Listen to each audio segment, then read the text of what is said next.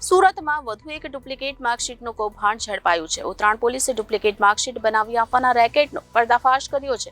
પોલીસે જુદી જુદી 2 ઓફિસોમાં દરોડા પાડી ઢગલાબંધ માર્કશીટ જપ્ત કરી છે। 6 સામે ગુનો નોંધી 3 આરોપીની ધરપકડ કરી આગળની વધુ કાર્યવાહી હાથ ધરી છે। સુરતમાંથી છેલ્લા ઘણા સમયથી ડુપ્લિકેટ વસ્તુઓના એક પછી એક કૌભાંડ ખુલી રહ્યા છે। ખોરાકથી લઈને યુનિવર્સિટીની ડુપ્લિકેટ માર્કશીટ વચ્ચે બોર્ડની માર્કશીટ પણ ડુપ્લિકેટ વેચાતી હોવાનું સામે આવ્યું છે।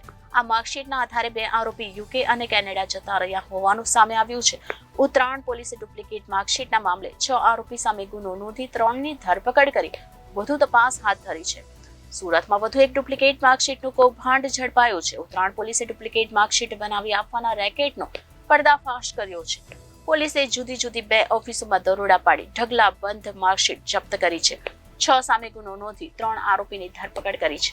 આ કૌભાંડમાં આરોપીઓ એક નકલી માર્કશીટ બનાવવા દીઠ 1.30 લાખ જેટલી રકમ વસૂલતા હતા। એટલું જ નહીં, આરોપીઓ ગુજરાત મહારાષ્ટ્ર બોર્ડની ડુપ્લિકેટ માર્કશીટ બનાવી આપતા હતા।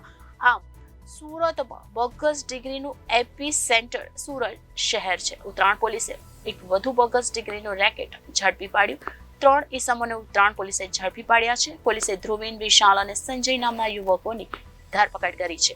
યુકેથી બોની નામનો યુવક આખું કૌભાંડ ચલાવતો હતો। 80,000 થી 1.30 લાખ સુધી એક સર્ટીના લેતા હતા અને થોડા દિવસ પહેલા સિંગણપોર વિસ્તારમાં પણ મોટું રેકેટ ઝડપી પડાયું હતું।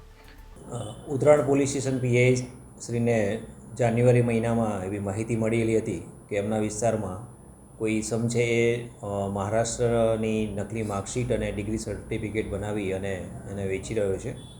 એ માહિતી આધારે એમણે જાન્યુઆરીમાં રેડ કરી અને 3 ઇસમો છે એમને લઈ આવેલા અને એમની ઓફિસ અને એમની પાસેના મોબાઈલ એ વિગત ચેક કરતાં એમની પાસેથી જે તે સમયે માર્કશીટ ઓરિજિનલ મળી આવેલી હતી મહારાષ્ટ્રની, અને એ સિવાય એમના મોબાઈલ અને એમાં ડેટામાં PDF ફાઇલો પણ માર્કશીટના ડિગ્રીની મળી આવેલી હતી। તો એ આધારે જે યુનિવર્સિટીની માર્કશીટ અને ડિગ્રી મળી આવી હતી એ યુનિવર્સિટીમાં એમણે લેટર લખી અને આ માર્કશીટ અને સર્ટિફિકેટ છે એમના દ્વારા ઇસ્યુ કરવામાં આવેલ છે કે કેમ એ બાબતે એમણે ખરાઈ કરેલી, જેમાંથી સૌરાષ્ટ્ર યુનિવર્સિટી અને બીજી એક અન્ય યુનિવર્સિટીમાંથી માહિતી આવેલી કે આ માર્કશીટ કે સર્ટિફિકેટ છે એ એમના દ્વારા ઇસ્યુ કરવામાં આવેલું નથી।